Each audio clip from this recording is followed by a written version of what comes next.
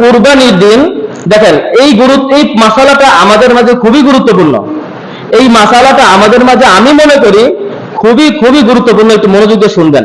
কেউ যদি কুরবানির দিনগুলোতে কুরবানি দিতে পারলো না, এই কুরবানির দিন কয়দিন? 3 দিন না? কথা বলতে হবে। কুরবানির দিন কয়দিন? ঈদের দিন, ঈদের পরের দিন, তারপরের দিন, মানে 3 দিন পর্যন্ত কি করা যাবে? কুরবানি করা যাবে। এখন আসেন, কেউ যদি কুরবানির দিনগুলোতে কুরবানি দিতে পারলো না, অর্থাৎ 10 তারিখ, 11 তারিখ, 12 তারিখ, অথচ তার উপর কুরবানি করা ওয়াজিব ছিল, অথচ তার উপর কি ছিল? কুরবানি করা ওয়াজিব ছিল। এখন এই ব্যক্তি আয়েশা বলতেছে, হুজুর আমার উপর তো কুরবানি করা ওয়াজিব ছিল, আমি যে কোনো কারণেই হোক আমি কুরবানিটা করতে পারলাম না, এখন আমার কি করণীয়? এখন তার করণীয় কি? তার করণীয় হচ্ছে যে সে ভালো মানের একটি খাসির মূল্য সে কি করবে? সদকা করে দিবে।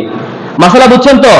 যদি কোনো ব্যক্তি কুরবানির 3 দিনে কুরবানি পশু কিনতেও পারলো না, কুরবানিও করতে পারলো না, তাহলে তার ক্ষেত্রে মাসালা হচ্ছে যে সে ভালো মানের একটি খাসির মূল্য কি করতে হবে? সদকা করতে হবে।